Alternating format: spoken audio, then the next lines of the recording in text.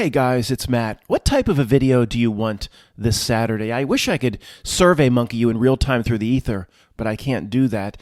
Do you want a more reciteer presentation of Midnight Reality where we dive into, I think we're going to do this either way over the next few weeks, all the different ways that reality proves to us it's not very real. Reality gives itself away in these different areas. I'm probably going to do that, but I'm kind of going back and forth between that and something like this. Human butt trials bring us closer to breathing through our butts. Wait, human trials? I read the headline. You're already changing it, Matt. You're already changing it to what you want. Human trials bring us closer to breathing through our butts. Now, this is not a joke. Well, it is a joke, of course, but it's not a joke. It's on real scientific websites. The New York Post, Rob brought this to my attention. This is big news just 3 days ago. Guys, this is going to be a very, I'm going to say the word, brace yourself, serious Midnight Reality presentation. We're going to get into the fabric of how this false world works. Let's just have a few laughs, just for a minute. It's not going to be this nonsense for more than another minute or two. We may be a step closer to being able to breathe through our butts. A new human clinical trial, how do I sign up for that, has shown that it's safe, at least to deliver oxygen rectally. It sounds like a joke. No, it doesn't. It makes perfect sense in the world that we live in. And indeed, the research that led to this trial won an Ig Nobel Prize. What is an Ig Nobel Prize? Is that the regular Nobel Prize or the Nobel Prize for Igs? What's IG in front of Nobel? That's news to me, but I don't particularly keep up with the Nobel community for physiology. That's not psychology, you dope, Matt. It's physiology. That's what would happen when you put a tube into your butt. What did he say? What is it when Chris Tucker goes to Hong Kong with Jackie Chan? He says, this is going to be a very reciteer president. He says, why did those girls go? Come back, girls. Why'd they leave us? Lee said, what did he say? Lee said, Lee. He said, you asked them to get naked with you and shave your butt. I think what Chris Tucker really said in the beginning of Rush Hour 2 was, ladies, are you breathing tonight through your butt? Sorry, but there's a good reason behind it. They didn't even mean for that play on words. If proven effective, it could become a backup, pun not, and I guess they didn't intend the pun, method for providing oxygen to patients with blocked airways. I've recently had blocked airways. I had a clot in my lung. I'm glad they didn't try to make me breathe through my butt, through my ass. What the heck does it say at the bottom? Pouring related. This is not like madmagazine.com or anything. Pouring coffee into your rectum isn't worth the risk, says expert. I'm not even clicking on it. I would think it's not worth the risk. I don't think you need some Harvard study to conclude that. But let's reality, if you're listening, not milk reality, you have derailed, my friend. The entire reality has broken down. Okay, after that, let's get more reciteer, and I do apologize to anybody that was eating during that last segment. We're going to get into the Midnight Reality. Reality gives itself away by blank. The false world gives itself away by, yeah, that's right, those in the Amish classroom. There's a lot of things you can insert in the blank other than Herbie Hancock. Reality gives itself away by blank. We have, I think, 14 things now. We'll just be talking about one of those aspects of a false world today. Yes, and the spitballers in the back actually paying attention. Reality gives itself away by what? Continuously. Boy, that's impressive. What did you say? It so you into the microphone so everybody can hear. Sir, by continuously creating a situation of Goldilocks where it's not too hot and it's not too cold and it's just right, and those that believe in reality like your cousin and your best friend are given news stories and scientific experiments and things that so they can hold on to their worldview, and we're given just enough, it's just down the middle, we're given just enough where we can see through it. Everything is right down the middle so you can see almost anything presented the way you want to see it. Reality crafts it so it's right down the middle. That's great. You shouldn't be with the spitballers. Come move up. That's exactly what a false world can do. Always playing right down the middle so each side can interpret it as they want to interpret it. No real world could do that, folks. We're going to explore the Goldilocks aspect of a false world in this episode of Midnight Reality. But first, for anybody that's new, what is the Goldilocks principle that gives away a fake world? 2 minutes or less. I'm sorry, old guard, we need to do this. There's no truth or child left behind. It's not just interpreting news stories. Well, we'll see it as ridiculous, but your cousin will latch on to the legitimate portions and everybody will take away what they want to take away. That's only one of thousands of aspects of the Goldilocks principle. You could apply it hundreds of times to the physical world, the amount of sunlight during the day or the amount of salt in the ocean, the salt not taken up into the clouds, maybe thousands of examples in the physical world. For example, the amount of daylight that most countries receive, depending on how far you are from the equinox or the solstice, so, 10, 12 hours of sun. See, many parts of the world, if the sun, whether you're heliocentric, geocentric, or up your ass centric, it doesn't matter. We're not going to talk about the model now. There's still something up there called a sun, right? No matter what you believe, if it beat down on Baghdad, say 40 hours in a row, and daylight was 40 hours and night was 40 hours, most of the world would be uninhabitable. See, that 24-hour cycle, oh, what a coincidence. Oh, Goldilocks. See, if Upper Norway got the 40 hours of dark, or even more, depending on how far they are from the damn equinox, it would be 160 degrees below zero. See how that works? Oh, what a coincidence. Of course, I don't care what the scientists tell us. Well, that's because the planet's such a distance from the sun. Well, that's horseshit. I don't buy anything science says, but the point is, I don't care. I don't need the splat turfers to come in and give me a damn loop-de-loop explanation, a loop-de-loop retrocausality explanation as to how that works on a flat planet. Who cares? If you are not even close to ready to graduate, if you're still looking at the shape of this, or trying to figure out shape, are you kidding me? What a waste of time. Point is, it's Goldilocks. We talked a few weeks back about how ancient man, I'm sorry if that was offensive to you, how ancient man burns fire and needed to use sticks and twigs. And remember we talked about this? What if those sticks and twigs were like iron, where the first man grunted and he got a little piece and he tried to put it in a fire to make soup or something, deer head soup, and he tried to break it, but it was like iron. And I can't do nothing with this. Or it didn't burn. Or what if it did burn really well, but it was like a noodle, and when the tree fell, he couldn't harvest it. Everything just kept bending over his knee like a noodle. He couldn't make the 20-foot branch any smaller. Then he tried to put the 20-foot branch into his wood stove. See how perfect it is? It's Goldilocks. Oh, wood is just hardy enough. It's hard to work with. Certainly was hard for ancient man to bite at it with his big front teeth. He had to bite at it like a beaver. He had to bite at it like a woodchuck to cut to pieces. He didn't got no iron axes. You didn't realize ancient man had gigantic buck teeth like a beaver. Bet you didn't know that. But it was just easy enough where he could, or she could, harvest it and bring it back and use it to cook the deer head soup. See how it's just right down the middle. It's hard to work with, but you can do it. You can get it done. If the qualities, even if it was just wood, but it was 5 times as hard as oak, you couldn't work with it. Ancient man, it doesn't matter what kind of buck teeth, he couldn't harvest it. He couldn't get it into pieces. It's all, what a coincidence. It all kind of came together. Well, Matt, that's the randomness of the Big Bang. Oh my God.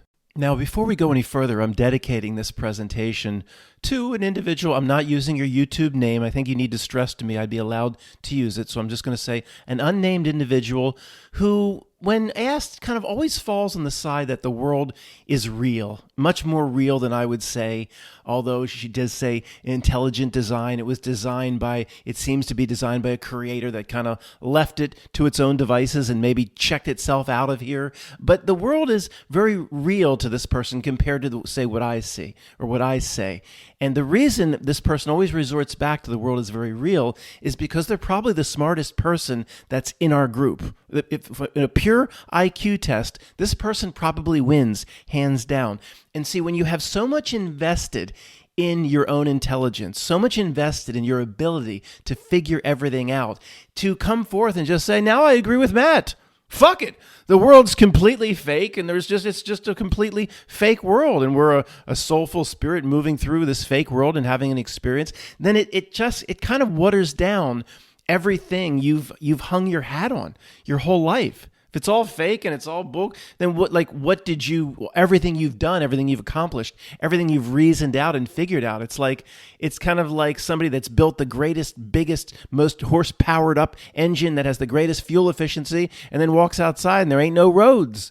And they say, but there should be roads because I got the engine. That's not the way it works. Sometimes the greatest degree of intelligence blocks us from seeing the fake world. Now, the principle I want to talk about today related to the Goldilocks phenomenon or principle that's associated with a fake world, of which there's 1,000 things we could talk about.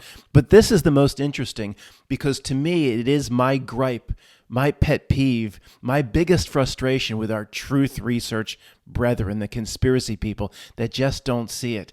They dive into their own specific topic and they don't see this Goldilocks principle of fake world playing out right in front of them.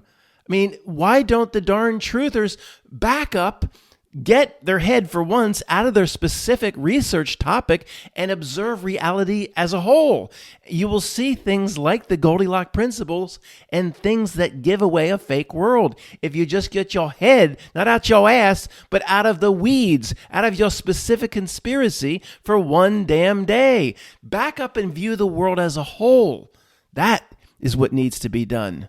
Before we get into the specifics, I want to point out that mistakes on purpose is one way that the Knottnulk, through its minions, through its creeps, ensures that at least we or our group interprets a news event or a mall event or whatever it may be, a ridiculous tuna can flying up into space. The mistakes on purpose makes it so we are sure to interpret it on the way we typically interpret it. Of course, it's mostly cake in a lake anyway, but when you have somebody floating around up there on the ISS or wherever and they reach for an object, you've all seen this and it's not really there, and all that mistakes on, we caught him, we really got him this time, sure. They reach for an object when they're doing a live stream from the ISS up in the space station. Shiny, happy people never look like they need sleep.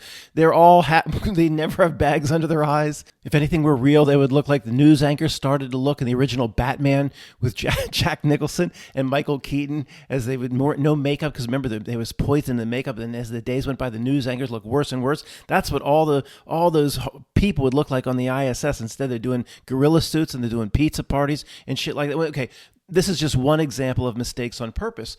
That ensures that, again, a news story then is split down the middle. Your friends see and focus in, of course, the legitimate portions, the parts of the news story. A SWAT team was sent in that looks completely real, of course, that reinforces their own worldview. Deep down, of course, they desperately want to believe that the government is corrupt and it's too big, but generally people are good, Matt, and generally it's there for you. They will always work to see things so they protect their worldview, our worldview is it's all bullshit. So we seek that type of evidence as well.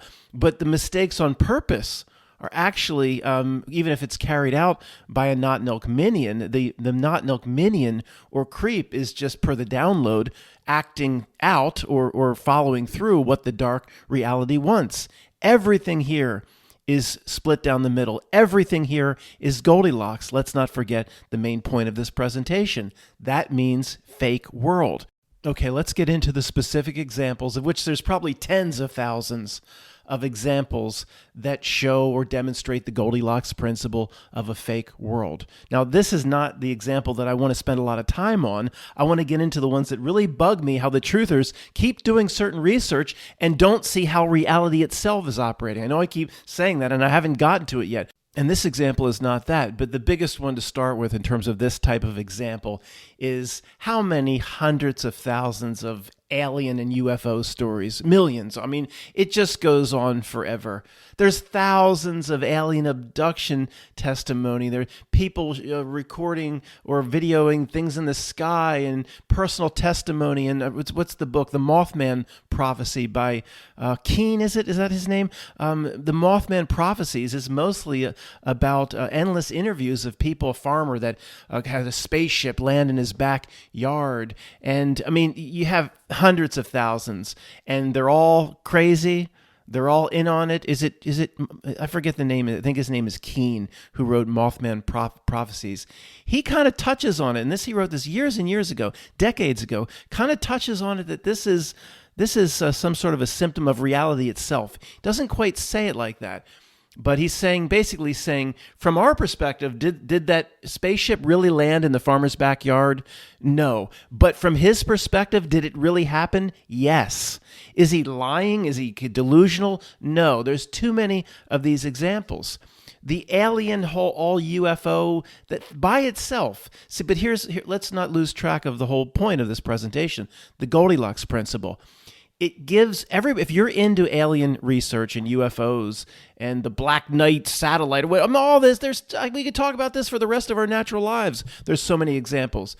It gives you Area 51, of course. It gives you so much to latch onto if this is your thing.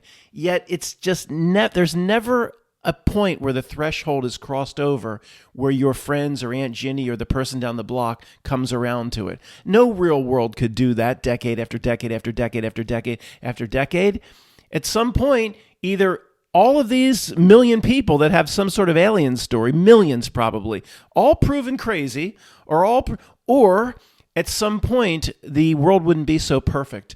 And the spaceship, by mistake, would land in the middle of Philadelphia, and 80,000 people would see it. And it would be, in other words, how it just keeps operating to satisfy that one side, those interested in it, where your friend or your family, we don't take much stock in this alien abduction. We don't do much of that here. I don't, to me, it's interesting, though, because these are all symptoms of reality itself.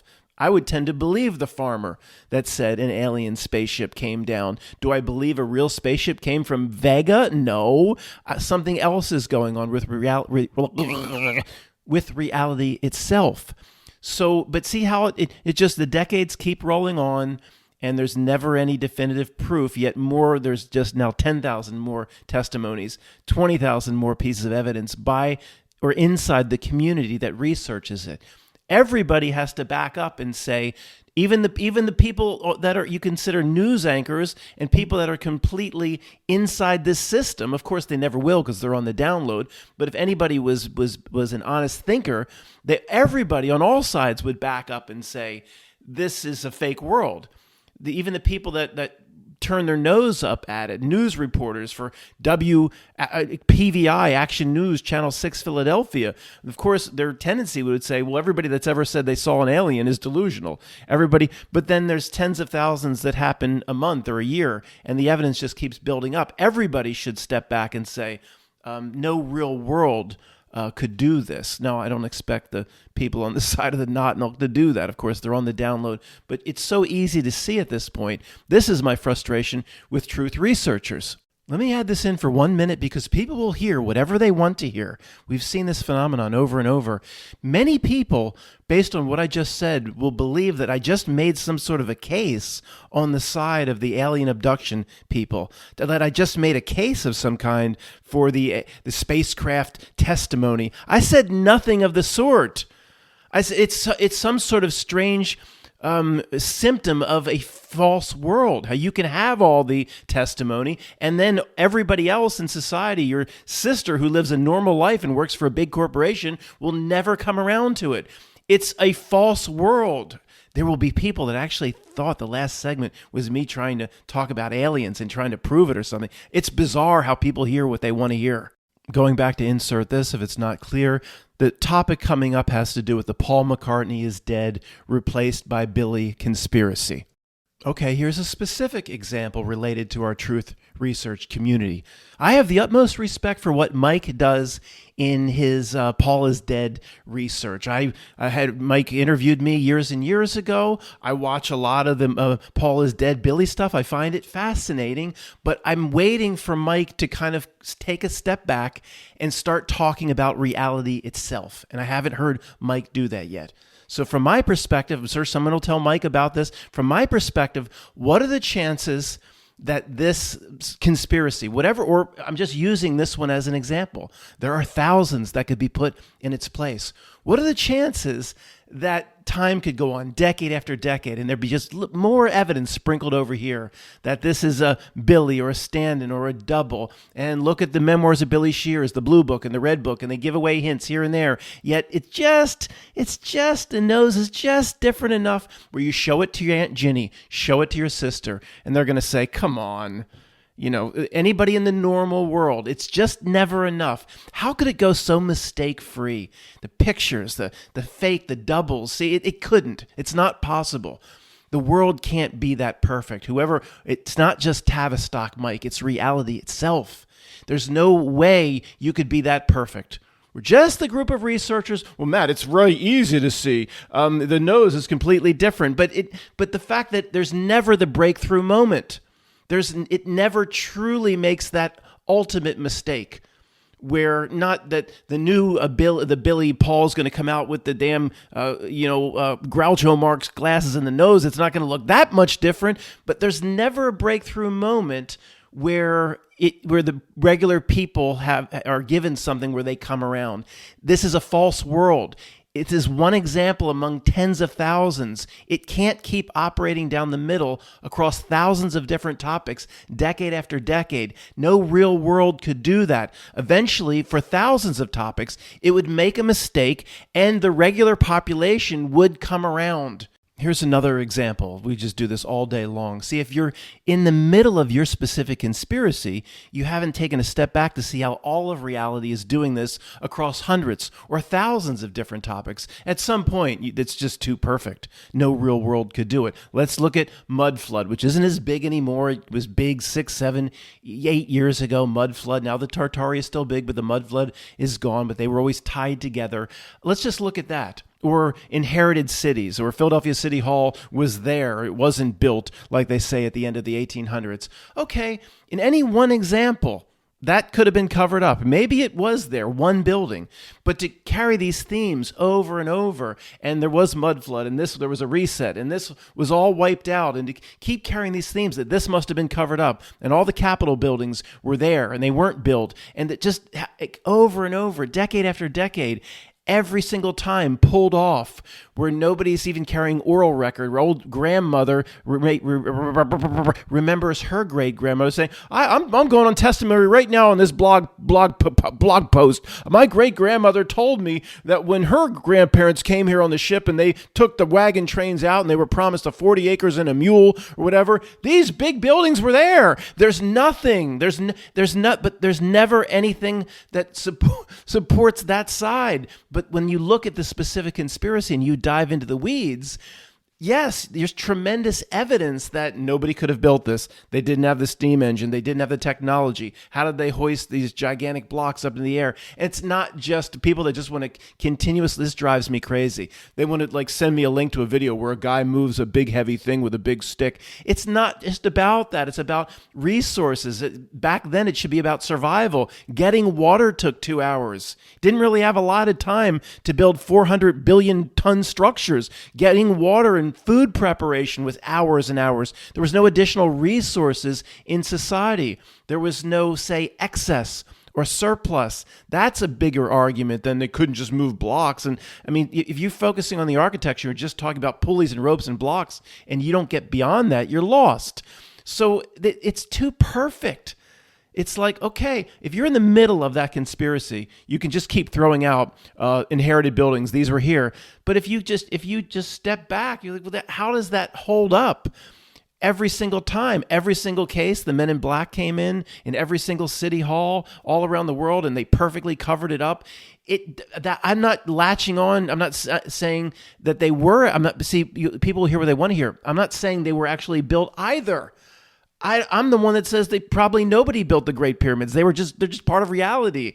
You have to start noticing how reality itself operates and get your head out of the specific conspiracies. And every 6 months, remember, we will look at those conspiracy maps where if zoom in and zoom out, there could be 1,000 different topics or more on each map. And I've said many times, what real world could be able to float and keep alive so many different conspiracies, where, of course, when the real creative being, of which all of reality comes from these types of people like you, people like me, the reality then lays down the breadcrumbs so you can continue your research and find more of what you want to find and what you expect to find. Remember the reality maps. Remember, for years I've joked that one of my walls here, I have 1,000 Post-it notes, and on each Post-it note is a separate topic, a separate research topic or conspiracy. And if you dive into its weeds, you could spend 10, 20 years just on that one topic, on just one Post-it note. That by itself, everybody should be able to say no real world could see to that many breadcrumbs. Impossible. Fake world. And to make it even more ridiculous, the topics that come to our attention never go away for the most part. If anything were real in a real world, maybe these thousands of conspiracy topics would be produced, but these 400 over here would have a 6-month life cycle, like the nitrogen cycle, and they would just go away. Oh, there's nothing behind the Loch Ness Monster. There was a TV show just yesterday or 2 days ago on the Loch Ness Monster. I thought they put that one to bed. That's the other aspect of a false world. Nothing is ever put to bed. Mike, this will go on forever. That's a false world. At some point, no matter what whether it's Billy versus Paul versus what happened with the Apollo, Mercury, and Gemini, or the Loch Ness Monster, or the Jersey Devil, or aliens, or let's just go thousands and thousands and thousands. At some point, either one side, if in a real world, one side says this is what's really going on, or the other side says we're right, and then it goes away. It's settled. The fact that nothing is ever settled goes on and on and on. It's a conspiracy that never ends, never. It goes on and on and on. Everybody in the world should be able to see how impossible this situation is. Yes, it's frustrating for me. The fact that the reality can produce the conspiracy breadcrumbs, if you want that to happen, depending on what you expect to find or want to find when you go out to do your research, the fact that reality can do that is a giveaway to a false world. And where is all this leading?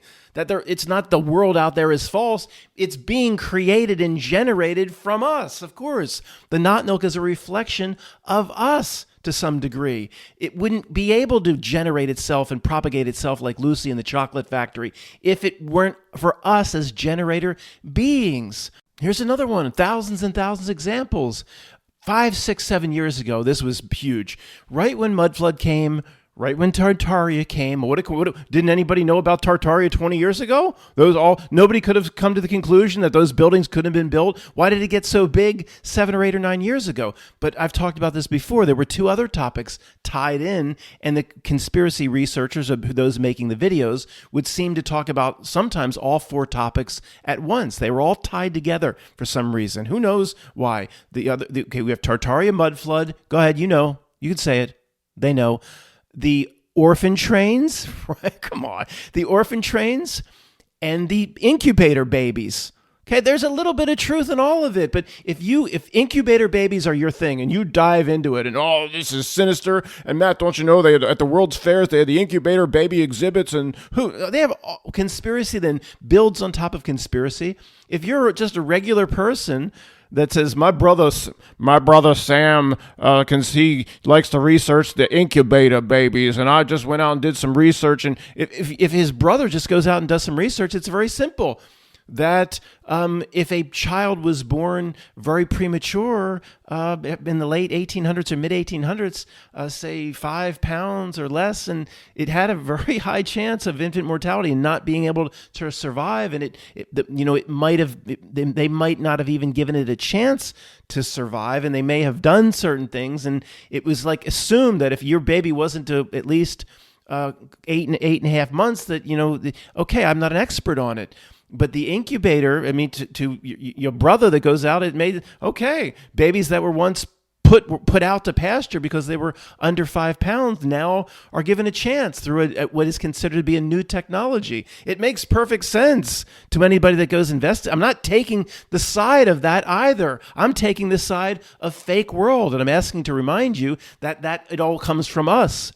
So if you want to dive into the weeds on how the incubator babies is part of the World's Fair and related to the orphan trains, and it's all sinister, reality will show you what you expect and want to find. You know what I'm going to say? No real world can do that. Now, what we're doing here, we could do with every single conspiracy topic that exists. Every single one plays out in a similar way. I mean, it is really frustrating that I even have to make this presentation. Everybody on Earth should be able to see this. Look at Apollo, right? It was Neil Armstrong in a buzzed cauldron with a six-pack of Pabst Blue Ribbon, which he actually took onto the moon. He took his six-pack onto the face. Okay, is there anything, when we look at it, our type of person that's, say, skeptical, just a little bit, when we look at it, is there anything there that doesn't quite add up? Yeah, like plastic manuals duct taped onto the rover. I mean, there's thousands. It shows us that, and then we declare, I'd like to raise my hand to the world and say, that was fake. That was fucking fake. That's what we do. Okay. But there's never, whether it be a download or whatever, and I won't get into that here, there's never quite enough to bring the rest of your family around, for the most part. The 95%, the 98% out there on the ship of fools is never quite enough. The mistake is never large enough. The mistake is never egregious enough, even in the case of a Robbie Bibby, even of a case of, even in that case, they will take a download of some kind and they will say, Matt, everybody grieves differently. Okay, the download comes into play. But if people are on the download or on the ship of fools on literally the download, is that a real world? Did that come from a big bang? So back to the person I dedicated this video to, I don't understand anybody that continuously can dig in that this world can be figured out rationally, or there is no fake element or supernatural element. I don't get it. There are tens of thousands of these examples that are literally, it's impossible in what you would call a real world. And to close, you know what the greatest example to me is of Goldilocks right down the middle? Oh, this is going to trigger some people to close like this. The Mandela effect. It's always right down the middle. Mr. T never changes to Mr. F, does it? Australia never goes off the end of Alaska. Say, I know it wasn't off the end of fucking Alaska, man. Or dinosaurs appear on the Rock of Gibraltar instead of monkeys. T-Rexes. You have a T-Rex? We have a T-Rex. That you don't see T-Rexes just popping up. It's monkeys on the Rock of Gibraltar. So to me, the Mandela effect is the ultimate example of Goldilocks. It's always right down the middle. Are you so sure you saw Australia 1,000 miles, Matt? Are you so sure it looks so ridiculous to you? Pressed up as brother to another mother to Papua New Guinea? And the person I dedicated this video to, and many here that are triggered, if you don't see it, it's a psyop. Oh, but if it's this person I dedicated the video to, if it's a psyop, and I'm such a dolt, such a moron for falling for something like that, why are you even here listening to me? If I could fall for that psyop, what would I have to bring to the table? He's like, well, then I'm probably wrong about everything. I fell for the biggest psyop of all time. Why listen to me? I mean, if I first day in math class or whatever, whether it be Penn State or high school or whatever, and the professor I almost said a Ron Howard. What's his name? A Lester Howard, a Terrence Howard, whatever. I'm glad I'm forgetting about it. I don't want that name to be stuck in my head like the bong resin that's stuck in there. Terrence Howard. First day in math class, professor, let's say it was Terrence Howard with no shirt. Ew. He said, let's start this way. 1 times 1 equals 2. Oh, what is it? I'm out of here. Can I drop this class? Where are you going, Mr. McKinley? I'm fucking out of here, dude. You're out to lunch. Okay, if the first day in math class, Terrence Howard, no shirt, declares 1 times 1. If you say 1 times 1 is 1, you're going to get an F on all my math tests. Right under when you sign your name, I want you to say 1 times 1 equals 2. That's what Terrence Howard puts forth in the Oxford Union Debate Hall. I'd walk the fuck out of the math class. So I'm here, Matt McKinley, falling for the biggest psyop of all time, saying to me, the Mandela effect is completely real. Like, do you remember your mother's own name? If somebody tried to tell you it was Jane and then they showed you a birth certificate, would you say, oh, I must have misremembered my mother's name. Oh, now that you show me the birth certificate, it's confabulation. So why are you listening to me? I've proven myself to be completely out to lunch to fall for a psyop like that, right? But back to what we were talking about, the Goldilocks principle, right down the middle, not too hot, not too cold. Are you really sure you saw it this way? Operating so your friends and family can continue to protect their worldview, but you see it differently. The Mandela effect is the ultimate example of this. So when people put forth, what are all the possible explanations for the Mandela effect? Time travel, that is ridiculous. All these notions of what causes it. CERN, see, what we just did, we just proved that reality itself plays right down the middle for every single topic. And then with the Mandela effect, reality is playing again right down the middle. So it's all coming from the same part of reality. See, is this a stretch to you? So the fact that we can see ridiculous things regarding Mercury, Gemini, Apollo, but your friends and, it's the presentation's too perfect. And how could all those people been in on it? And they hold on to their worldview. And just like the thousands of examples we talked about that can be presented, always plays down the middle. This is just another example of everything else we've talked about here. So why would I think the Mandela effect is any different from any other conspiracy?